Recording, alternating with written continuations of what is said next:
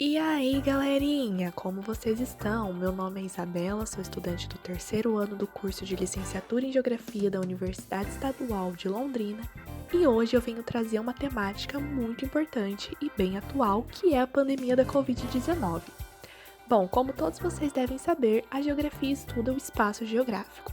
Desta forma, ela busca entender todas as relações que ocorrem nele, sejam elas relações físicas ou relações sociais, econômicas, políticas. Bom, dessa forma, com a pandemia da Covid-19, a geografia vem desempenhando um papel muito importante em relação às pesquisas. A pandemia do novo coronavírus teve início no mês de dezembro de 2019 na cidade chinesa de Wuhan, onde foram registrados os primeiros casos da doença. A partir daí, os casos começaram a se espalhar para outras regiões do país e também para outros países muito rapidamente, chegando ao Brasil em março do ano de 2020. Bom, mas daí você deve estar se perguntando, o que a geografia tem a ver com isso? Como já expliquei anteriormente, a geografia tem como objeto de estudo o espaço geográfico. Sendo assim, ela vai buscar estudar todas as relações que acontecem e como essas relações influenciam a transformação do espaço. Com a pandemia, essas transformações foram inúmeras e se intensificaram rapidamente. Dessa forma, vamos buscar compreender nesse vídeo alguns pontos que foram fundamentais para a geografia na compreensão do desenvolvimento da pandemia da Covid-19. Após os primeiros registros dos casos da doença, o mundo se viu ameaçado com a dispersão do vírus de forma muito rápida e com pouca possibilidade de se conter o avanço. De acordo com algumas pesquisas realizadas, o fator que mais influenciou essa dispersão tão veloz do vírus de maneira intercontinental foi o processo de globalização. Graças a ele, hoje o mundo está ligado por meio das redes de comunicação e informação, podendo conectar inúmeras pessoas de diversos lugares do mundo de forma muito rápida. E com o vírus não foi diferente. Conforme apontam pesquisas, os meios de transporte foram os principais fatores de dispersão do vírus, principalmente os meios de transportes aéreos, que conectam rapidamente pessoas de diversos lugares do mundo. É importante ressaltar que o processo de globalização é um processo desigual, e isso fica evidente no cenário da pandemia brasileira, onde os primeiros casos registrados da doença foram nas camadas mais ricas da população que possuem acesso a esses meios aéreos e que relataram ter feito viagens internacionais.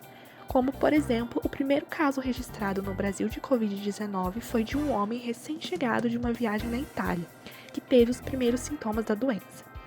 Ainda no Brasil, estudos apontam que a dispersão do vírus aconteceu das grandes cidades como São Paulo, Curitiba, Porto Alegre e outras capitais para as regiões interioranas do país por via rodoviária. A partir desse mapa, conseguimos entender como se deu o processo de dispersão do vírus no Brasil. Como já havia falado anteriormente, os meios de transporte foram um dos principais responsáveis pela disseminação do vírus no mundo. No caso do Brasil, como nos é mostrado no mapa, conseguimos identificar 3 meios de transporte responsáveis e que influenciaram essa disseminação no país. São eles: transporte aéreo, transporte rodoviário e o transporte hidroviário. Os primeiros casos da Covid-19 registrados no Brasil, em sua grande maioria, se concentravam nas grandes cidades. A maior parte eram de pessoas que haviam realizado recém-viagens internacionais, principalmente ao continente europeu, que vivia no mês de março o pico da doença. Ao chegar por meio do transporte aéreo, esses casos se concentravam nas grandes cidades, como por exemplo São Paulo, e aí por meio do transporte rodoviário e no caso do norte do país, por meio da rede hidroviária, iam se dispersando para o interior do país. O mapa também consegue nos mostrar as áreas com grande vulnerabilidade social à Covid-19 no país, sendo elas as terras indígenas concentradas ao norte e região centro-oeste do Brasil, e também os aglomerados subnormais, concentrados na faixa litorânea, Rio de Janeiro, Espírito Santo e Nordeste do Brasil. Dessa forma, conseguimos entender por meio desse mapa que a estrutura e organização da disseminação do vírus no Brasil é econômica.